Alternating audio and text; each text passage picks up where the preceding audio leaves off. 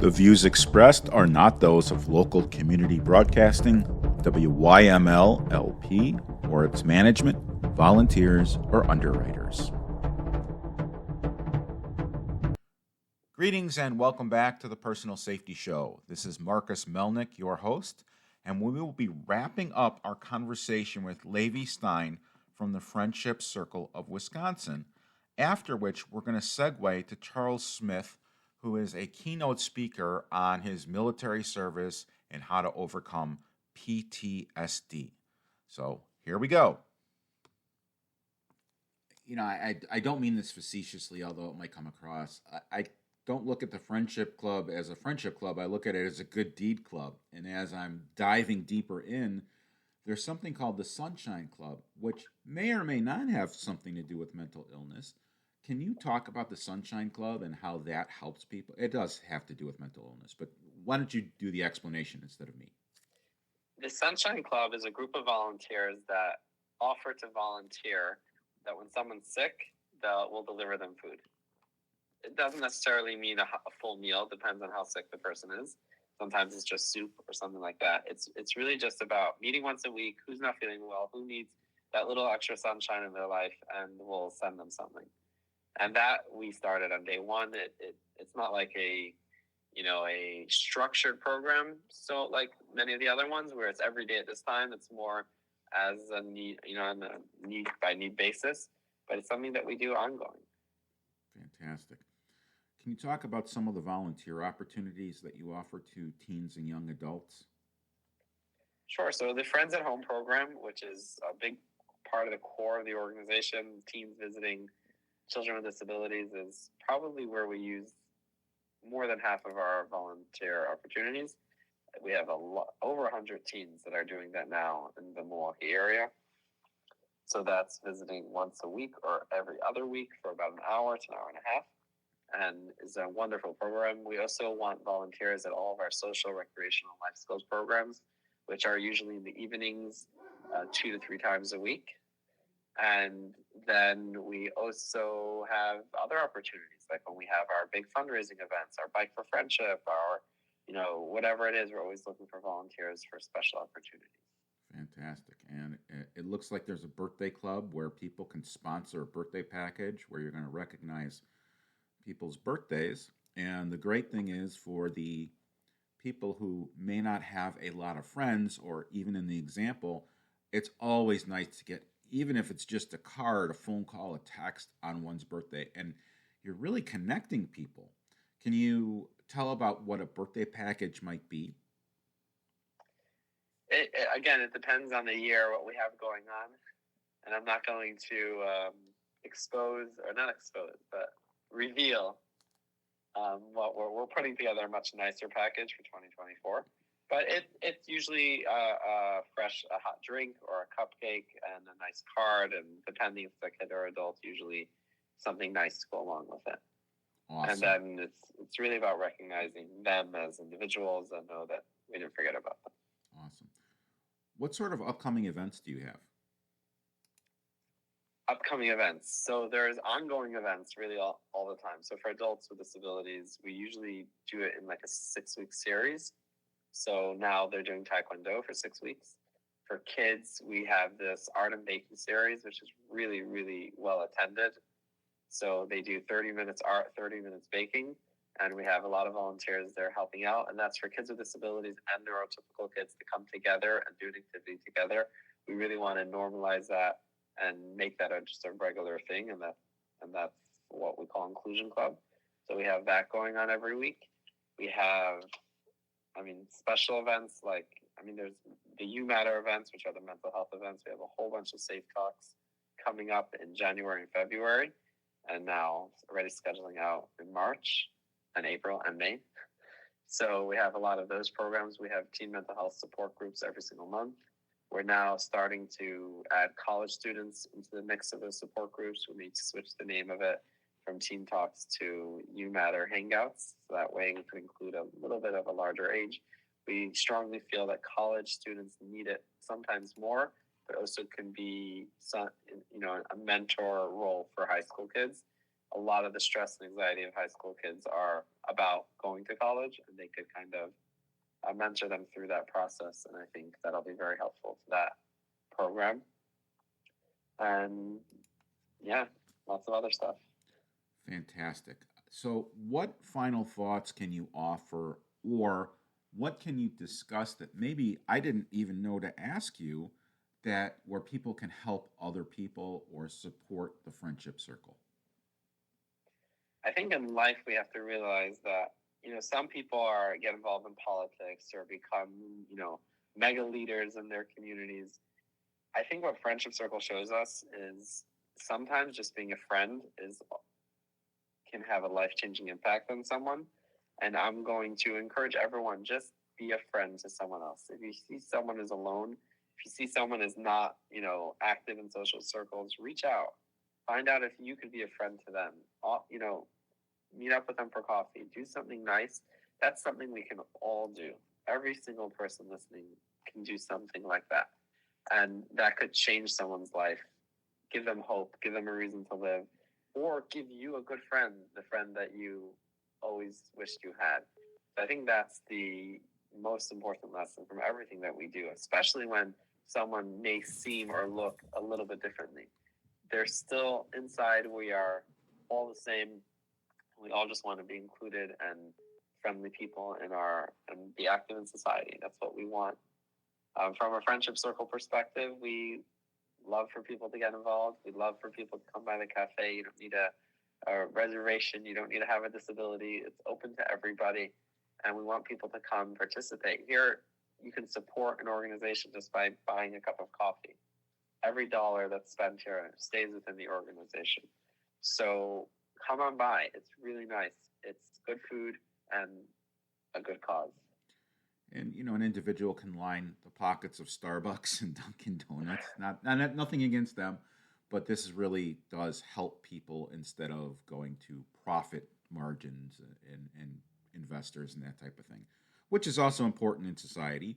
But this is just, if you're local to the Friendship Circle, which is in Fox Point, I believe, Fox Point, Wisconsin. Yep, just north of Milwaukee. Okay. The address is 8649 North Port Washington Road in Fox Point. Their phone number is 414-755-5855, and the website is FCWI, or Friendship Circle Wisconsin.org. Levi, thank you very much for taking the time to talk to our listeners today about your just very important program. And you're one of these people that actually makes an impact on the world. And I appreciate everything that you do. Thank you. You're welcome. And the impact goes two ways. The impact it had on me and continues to have on me is inspiring as well. And it's a real honor to be in this role and be able to make a difference. Awesome. Well, all the best to you. And I would encourage people, if you're interested in getting involved, learning more, volunteering, possibly making a donation, fcwi.org is the place to go. All right. So I want my listeners to know that this is my dream, teaching people about safety. If it weren't for you, if it weren't for my listeners, I couldn't live my dream. So on behalf of my family and myself, I want to thank each and every one of you for allowing me to live my dream. And I also want to continue to live my dream, and I'm excited to continue to spread the word of safety. Recently, I began a new service as a conference keynote speaker. So if anyone would like for me to speak at future events, or if anyone knows of an introduction or would like to discuss how we can work with one another, I'd love to do just that.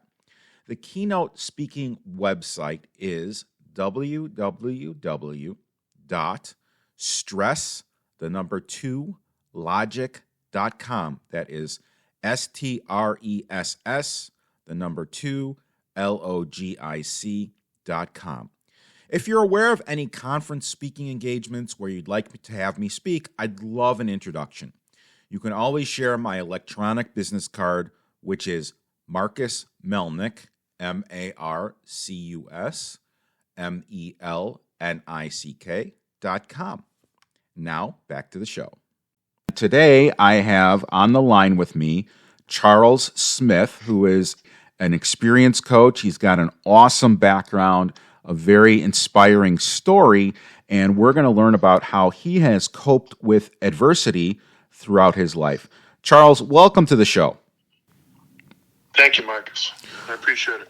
What is your origin story? How did you get to your current point in life? A suicide attempt and being homeless would be my origin story. It does go deeper than that. I was orphaned by the time I was 11 years old. My mother passed away when I was 6. My father passed away when I was 11. After that, or in between that, rather, my father traveled all over the Midwest, and we lived in places like Van Horn, Texas, Indian Reservation in Arizona. And then after that, after my father passed away, we moved back here, and the shock of being out there, and everything is in one of my books, 10 Homes in 11 Years, but everything that I went through in those 11 years for me is such a shock that I was a mute for 6 months. What happened after your father died? You moved back to Massachusetts. Yeah, I'm actually in the house now that I moved back to. Oh, so that's, I have no idea how old you are, but that's probably a while, I would guess. It is. So definitely. So you're... I don't reveal my age. No, you don't have to. I was surprised. A lot of people aren't in the homes that they grew up in, and it's always, for me, it's kind of a warm feeling. I'm not in the home I grew up in, but several of my friends are, and they're kind of embarrassed by it. And I'm saying, no, it's a tribute to your parents. It's carrying on a tradition. It's great. So yeah, definitely. Yeah, absolutely. So you're a lifelong experience coach. And can you tell everyone about your services, your website, being a peer support specialist, and take it away?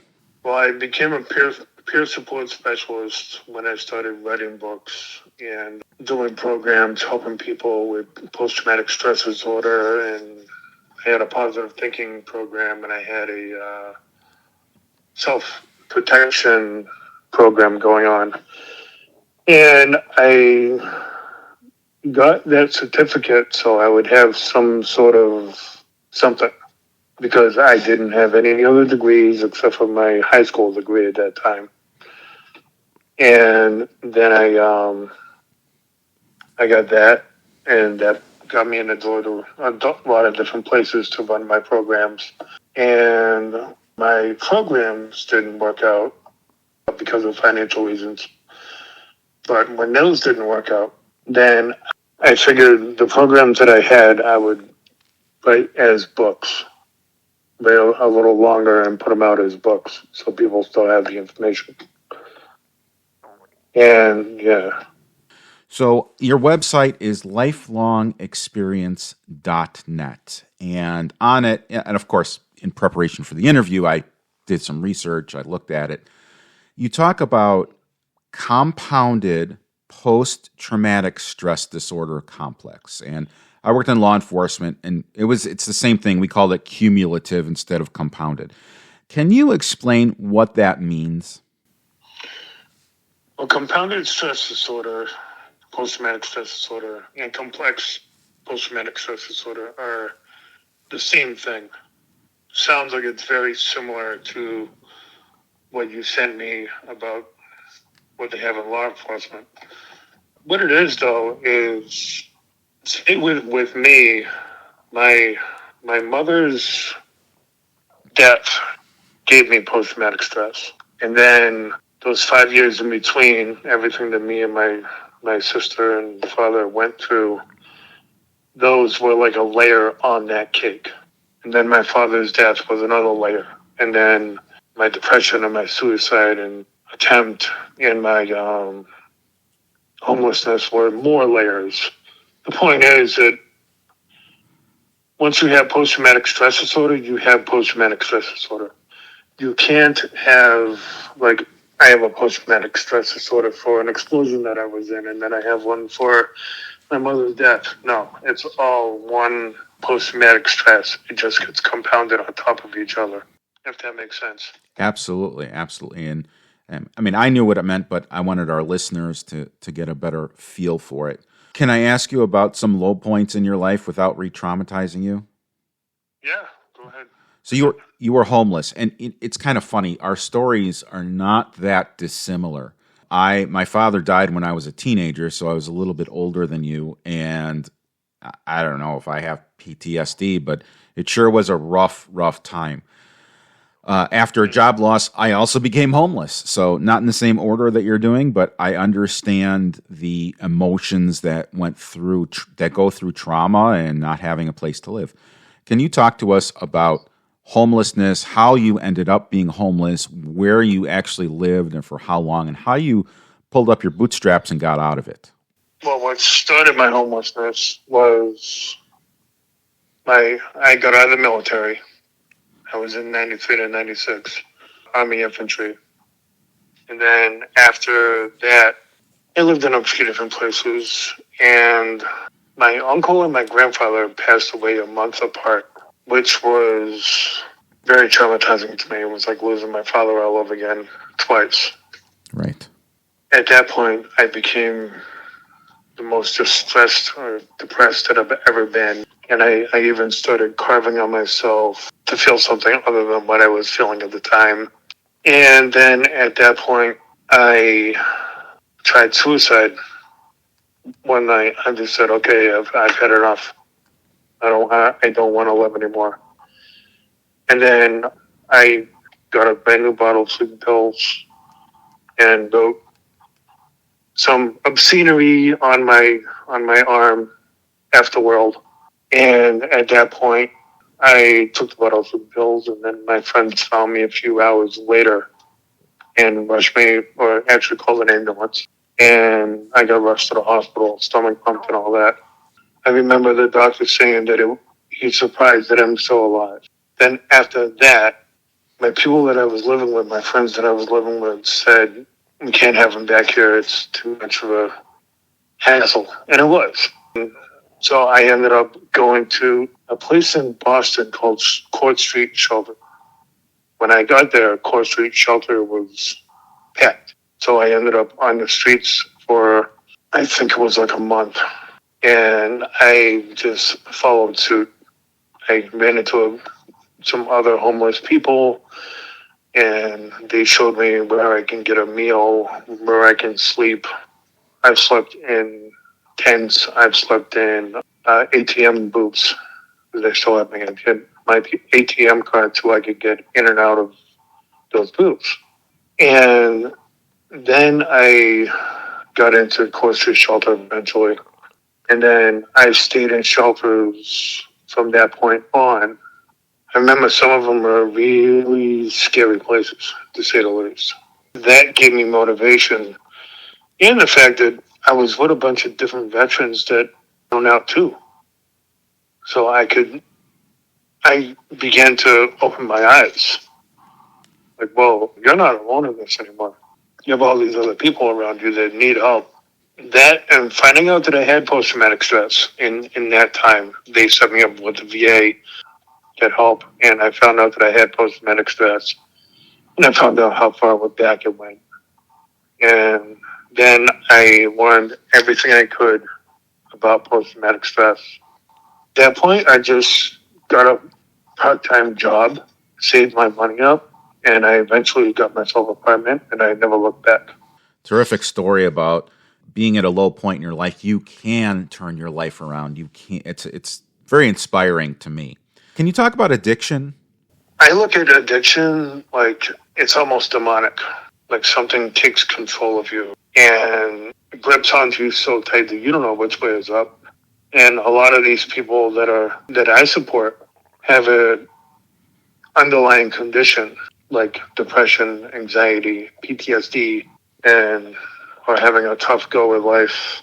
Those are called dual diagnosed because they're diagnosed with addiction, which people argue the point, but it's a disease. It's really hard to get over addiction. I know that when I went into basic training, and I was so weak from the crack cocaine that I used at that point and the alcohol. that I almost died in basic training. You've referenced a couple times in this call, and I was going to ask you anyway about your books. I've seen them on lifelongexperience.net. Where can someone purchase them? Actually, you can order them at Barnes & Noble, Amazon.com, and lifelongexperience.net. Have all my books and my merchandise and all kinds of information. And I'm going to have another website up soon about my new speaker career. Which is a great segue into where would you like to speak, and what audiences would you like to connect with? One of them is young adults, because I feel that if I had somebody like me telling them that life can be hard, but you can still get through life, and you can overcome any situation as long as you have the right approach to it. I have this on every single podcast and everything that I always talk on, but suicide. Okay. Suicide prevention. My niche per se to that is that I have an 11-year-old son, and my attempt was like 20-something years ago. You do the math. If I did succeed back then, he wouldn't my son be wouldn't be here. Yeah. So I like to talk about that and show people that, hey, you might feel like this is the lowest part of your life and you can't go on. But if you hold on, there's no telling what's going to happen in your life. You said something earlier that kind of stuck with me. You said when you were doing self-destructive behavior, carving in your arms, cutting, that, that's something I never understood, but you framed it in a light where you said, I wanted to feel something other than the way that I was feeling, and that's, emotional. I think that's a brilliant way to explain it to people who do not understand it, like me, like probably other people that are listening. So it's a great perspective. What final thoughts can you share about PTSD, your programs, and how people can heal? You have to heal from within. I'll start there. You have to heal from within. You can't just give somebody a prosthetic arm and send them on their way and tell them, oh, okay, you're going to be all right now. You have another arm. You can't do that. You have to help them heal, like take addiction, for instance. A lot of people have a lot of things that they regret while they were doing their drug of choice. I believe that darkens your soul. And in order to heal from within, you need to lighten that soul. You need to lighten that load. You need to let all that go. And then you can work on your recovery. I always tell people, don't give up hope. I know that we're on the edge of World War III and biblical times and all that other stuff that people always talk about. But no, don't give up hope. Keep pushing every day, because you never know what tomorrow is going to bring. One of the things I want to just touch on is that addiction doesn't necessarily have to be drugs, tobacco, alcohol. I have an addiction. My addiction is food. And up until 5 years ago, I was 320 pounds. I'm now 197 because I'm 50. After 50 years, or 45 at the time, I finally got it under control. So even if there's someone out there who does have an addiction, and maybe it's non-traditional like food, work, it could be you're addicted to work, you're addicted to, there's good things to be addicted to too. Exercise. But the whole thing about moderation is good, and making time for yourself to reflect and to grow. I think that a lot of times when people are in an addiction stage, there's not a lot of introspection there. There's not a lot of, how am I going to plan my life? So that's part of getting, at least this is an opinion, you're more the expert, but I think that's part of getting out of the addiction state. What would you say about that? I definitely agree with it. And yeah, there's positive and negative addictions. Like being addicted to being healthy, that's a positive addiction. being addicted to alcohol or drugs is not. The one thing about recovery is there's no cookie cutter approach. You know, I always tell my clients that there's no cookie cutter approach to it. Like what worked for me, basic training, I don't recommend for anyone else. I tell people all the time, like, you got to figure out your coping skills, and then you start healing from that. And part of that is forgiving yourself, you know, surrendering. If the higher power is your thing, surrendering to a higher power. There's programs out there that can always help. There's a food one like Alcoholics Anonymous, Eating Anonymous, or something like that. Yep, Overeaters Anonymous. Yeah, Overeaters Anonymous, yes. Yep.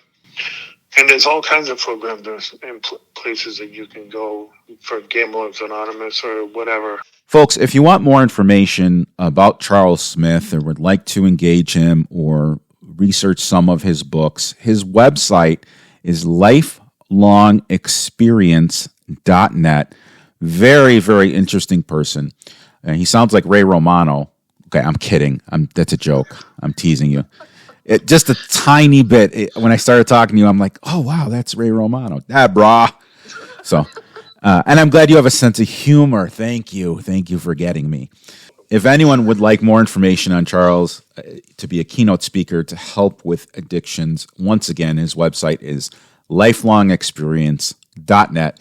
Charles, thank you very much for taking the time to talk to our listeners about your background, and hopefully this conversation will allow someone to seek out and receive help for their own personal monsters, addictions, PTSD, whatever they have going on in their life. Thank you, Charles. You are welcome, Marcus. Thank you. We have monthly concealed carry license CCL classes in the northwest suburbs of Chicago. Dates can be seen at firearmmentor.com/classes. If you have a question, we can be reached at www.firearmmentorcard.com. That is our electronic business card, has all of our contact information and links in it. It's the easiest way to get a hold of us. Until next time, stay safe out there, and I'll see you at the shooting range. This is Marcus Melnick from Firearm Mentor signing off. The views expressed are not those of local community broadcasting, WYML LP, or its management, volunteers, or underwriters.